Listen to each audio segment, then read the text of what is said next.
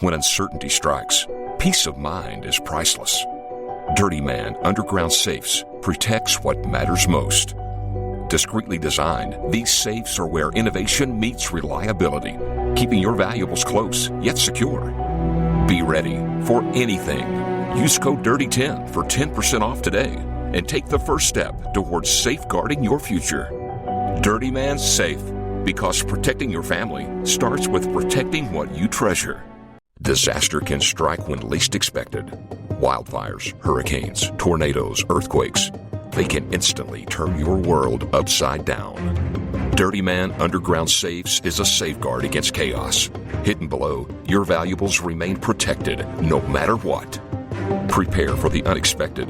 Use code DIRTY10 for 10% off and secure peace of mind for you and your family. Dirty Man's Safe. When disaster hits, security isn't optional. The storm is coming. Markets are crashing. Banks are closing. When the economy collapses, how will you survive? You need a plan. Cash, gold, Bitcoin. Dirty Man Safes keep your assets hidden underground at a secret location, ready for any crisis.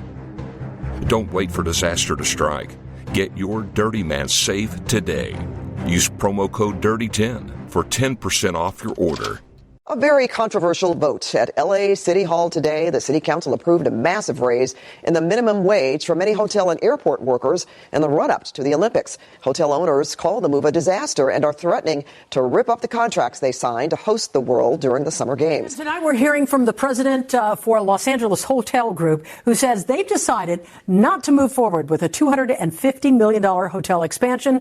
This after the L.A. City Council voted to increase the minimum wage for hotel and airport workers to $30 an hour, just in time for the 2028 Olympics. You know, one of the most difficult things about my job is actually making fun of the left. And you guys might think, well, Sean, that's incredibly easy. You just mock them endlessly because that they are such a rich target and have a bunch of stupid ass policies that always fail, and they always use the same dumb reasoning for it. But the thing is, it's actually incredibly difficult to parody people who will take your parody, think it's a good policy, and then try to implement it, because that's exactly what happened in the city of Los Angeles. You guys will remember a couple of years ago, there was this fight for $15 minimum wage. And one of the jokes that a lot of people on the right who were opposed to this because it's economically stupid would bring up is, why is $15 your mark? That sounds really cheap. Why not $20? Why not $30? Hell, if we're making other people spend money and the minimum wage has no negative consequences at all whatsoever, why don't you set it at $100? Well, the city of Los Angeles didn't quite get to that number, but they actually recently passed an ordinance that said for hotel workers and for airline employees, their minimum wage by 2028 shall be $30 an hour. And for those of you who are unaware, if that were full-time over the course of a year, that is $60,000, meaning that the Los Angeles City Council, in their infinite wisdom, decided to criminalize full-time employment at hotels and at the airport that pays $58,000, $59,000. That's a crime. That's absolutely horrible. $60K, that is the appropriate amount that you need to pay. Otherwise, you shouldn't even have that job. And of course, there is predictable blowback to this. Projects that were once definitely going to go ahead have been pulled back upon, and the city council is absolutely flummoxed with this idea because they just think it's important that we pay people a living wage. And honestly, according to many of them, if you really think about it, $30 an hour isn't even all the way there. That's a compromise between the dumber part of their brain and the dumb part of their brain. So nobody should be angry about this. Nobody should raise prices. No projects should not go ahead. And of course, absolutely under no circumstances should people lose their jobs, even though we're already seeing that happen as a response to this dumbass wage increase. And that's what we're going to talk about today. The city of Los Angeles somehow spoiling the hotel revenue that they were going to get from the Summer Olympics in 2028 by passing this ridiculous ordinance. But before we do, as someone who doesn't get a minimum wage, as someone who is entirely dependent on you guys out there in the audience, I want to thank my supporters over at actualjusticewarrior.com/join. Give me the money. Give me the money. Okay? Yeah, so, I mean, workers obviously really excited about this victory, but the tourism board here in L.A. warning of dire consequences because of this. So we'll see how it all plays out. But city council members and union leaders say these raises are still barely enough for a living wage in L.A. But as I was just mentioning, tourism officials and hotel executives say the increases are going to lead to big cuts in staff, investments in new projects, and could even disrupt the Olympics. So, of course, the local news reporter talks about this as if it is a big victory for workers, and then he talks about those hotel companies that are warning of dire consequences. And I want to make something 100% clear, as will be presented throughout the course of this video and this local news segment. It's not just the hotel companies that are warning about this. And in reality, this is obvious because every single study on minimum wage has showed the same thing. In fact, the only time that you see an instance where a minimum wage increase, which by its very nature criminalizes certain forms of employment, does not result in people losing their jobs, is when they are able to effectively pass on the cost to consumers. However, in this particular case, it's not just the $30 minimum wage. It is also the added healthcare requirements that add about an extra $7 and some change per hour to these employees in order to work there. And the obvious consequences of this is that for those who remain, they will, of course, receive more money. But in reality, there are going to be fewer employees. Prices are going to go up. People are going to opt for services like Airbnb. And as we are going to find out, planned projects that seem like they were an absolute lock that already received approval are no longer going to go to head as a consequence of this, because now they're not economically viable. Again, all because some absolute dopes in the city of Los Angeles decided that $59,000 for full-time for a full year, that's oppressive. We need to make that illegal by 2028, because in reality, it's not really enough. In reality, that's not enough for a living wage in Los Angeles. If you can't run a hotel over 60 rooms and pay your employees the equivalent of 37 and change per hour, then you know what? You just have to go out of business, and we're willing to accept those consequences, even though they're absolutely dire and devastating. And of course, these people will blame everything else but the law that they pass when those consequences emerge. And by the way, that $37 number is the wage from 2028 when this fully kicks in, plus the added cost per hour for the healthcare benefits for those of you who are confused. For years, LA airport and hotel union workers have been demanding big raises. Friday, they scored a major victory. The LA City Council gave final approval for massive minimum wage increases. 8 ayes, 3 noes. The minimum wage for LA airport and hotel workers is right now around $20 an hour. Starting this summer, the raises kick in. By the time the Olympics arrive, workers will earn $30 an hour. That's a 56% raise over 3 years. During debate over the higher wage ordinance last week at LA City Hall, union workers pleaded their case. We need at this moment in time, especially with the showcasing of the events that are coming, that the workers who are critical to this industry and to this city also receive the wages that they need. So look, normally I don't have any issue with unions, because if you want to organize your workforce and negotiate against your employer, and essentially the employer has to meet you halfway, and that leads to better wages and better benefits, I'm totally fine with that private arrangement. But one of the things that bothers me about this particular scenario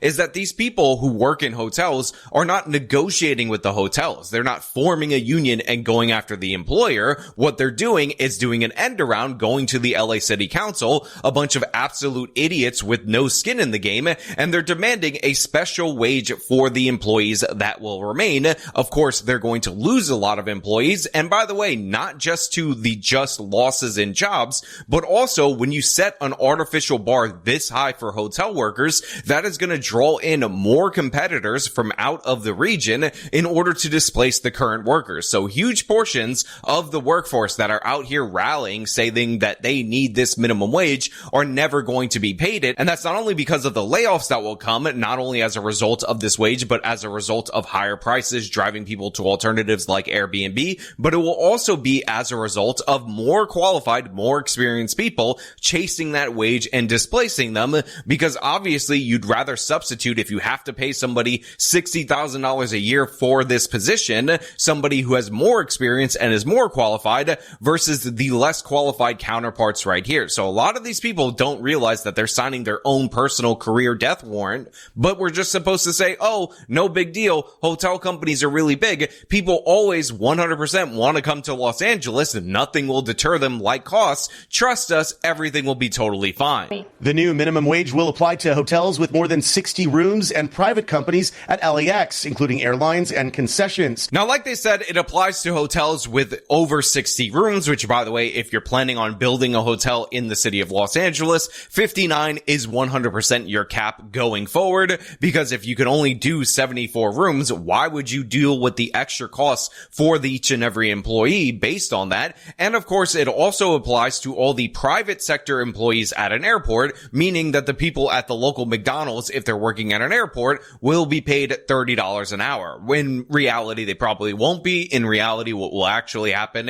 is they will replace more of these employees with kiosks, or fast food companies or whatever company will just leave the airport, making it essentially a ghost town, because again, it makes absolutely no sense for you to just put up all this extra money for employees if you just want to operate a restaurant in an airport. Several council members opposed the ordinance, as does the LA Tourism and Convention Board, who warned that an Oxford University study shows the wage increases will have devastating impacts on an already fragile business hit hard by the wildfires and by national politics, which is souring international tourism. A $30 an hour wage would result on an annual basis in the loss of $2.3 billion in local business sales, $55 million in local tax revenues, and most unfortunately, the loss of almost 15,000 jobs. Now look, that's an estimate from Oxford University. Obviously, it is being put forward by a lobbying group, but you guys need to understand that the people out here advocating for the $30 minimum wage are a lobbying group just on the other side of the issue. And again, this was from a couple of weeks ago when they decided to pass this ordinance. You'll never guess that after they pass this ordinance, we're already starting to see the consequences of this, which we will cover in just a little bit. But let us wrap up this particular segment, where of course a local city council person who knows way more about the hotel industry than the people who run the hotel industry is going to address these claims. Council members rejected several attempted changes to the ordinance, making clear the higher wages are intended to send this message. When we talk about who deserves a living wage and the enforcement, it's everybody within the boundaries of that workplace, within the hotel. So that's Hugo Soto Martinez, the LA City Council member that was really pushing this particular wage increase. And I want you guys to remember his name and remember his face, because just a couple of weeks later, when it turned out that large hotel groups were canceling expansion projects, this guy had something completely different to say about the negative consequences that he didn't predict would happen, and how Los Angeles actually was smart enough to take measures in order to address the negative consequences that, again, he was telling everybody weren't going to happen. Michael and Colleen, I spoke with the president and CEO of Sun Hill Properties, and one of their properties, hotels, is the Hilton next to Universal Studios. And for 8 years now, they've been planning to build another hotel right next door, but now they're not moving forward with that project. And he said LA should prepare to lose more hotels too. Now, I want you guys to just think about what was told to you, the consequences of this minimum wage increase as outlined by this representative of this particular hotel. They spent 8 years going through all the hoops of the California and Los Angeles regulatory system in order to get approval for this hotel that was going to have like 300 and something rooms. It was going to be 18 floors. And now, after all of that work, after all that time, energy, and money that they put into that, suddenly it's on hold. It's on hold specifically pending a challenge that they're trying to mount against this wage increase, because now the math ain't mathing. The numbers are not working out at all whatsoever. And their whole plan to capture more market by increasing their supply of hotel rooms, they realize it's just no longer viable. So this is the consequence of that. And all the jobs that would have been present in that location aren't going to exist anymore, all because of this ridiculous stupid wage increase that, again, is at absurd proportions. If you're going to tell me that somebody making $59,000 a year is actually being cruelly exploited by their company, by their hotel, that's ridiculous. That's absurd. But that is the position that the Los Angeles City Council ultimately ended up taking. Our industry's been targeted. But it's not the wage that has Davis upset. We're already paying most at these rates already to most of our staff. It's other items like the required health care payment that will cost companies an additional $7.65 per hour. He says the ordinance will hurt the hotel business. What are your colleagues in the hotel industry saying?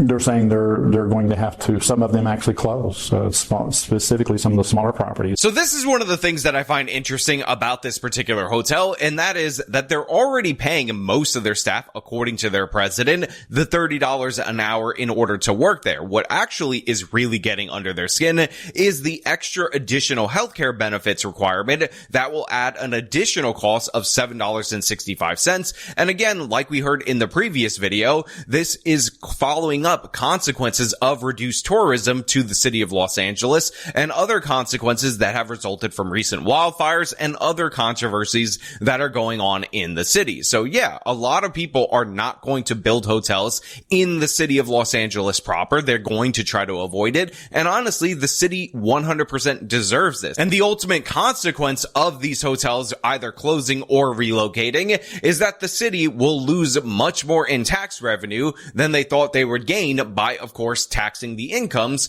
of the very same people that they're supposedly raising the wages for. But city leaders like Councilmember Hugo Soto Martinez say the new wage and healthcare benefit is needed. When we look around the city of Los Angeles, rents are skyrocketing. People do not have health insurance to take their kids for even the most simple illnesses.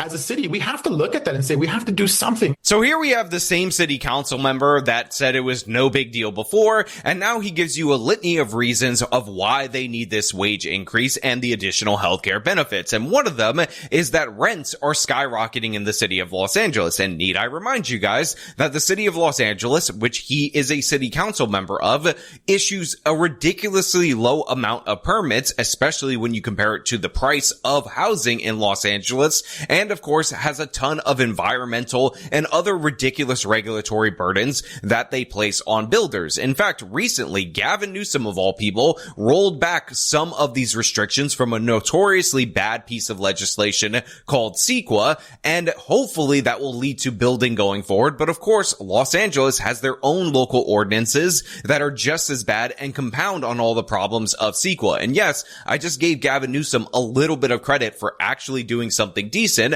but the fact is, you increasing the wages of some employees artificially is not going to address the core behind the rent increases, which is, of course, that you have a supply problem. You need to build more housing, and I'm not talking about dumbass government housing projects. I'm talking about just letting people build, letting them build apartment buildings, high-density housing. Again, one of the most ridiculous restrictions that they have under CEQA is that you have to do an environmental review that takes 2+ years. Then you have to try to address all the things that you discover in this lengthy, expensive review. And then after the 2+ year review process, you can then be sued by basically anyone who can claim that they're impacted. And the level of impact that they can claim is that your apartment building being so tall can actually produce too much shade where they used to have sun, and that would negatively impact their mood. And I'm not kidding about this. Kirk Wilcox has a massive video on this, and guess what?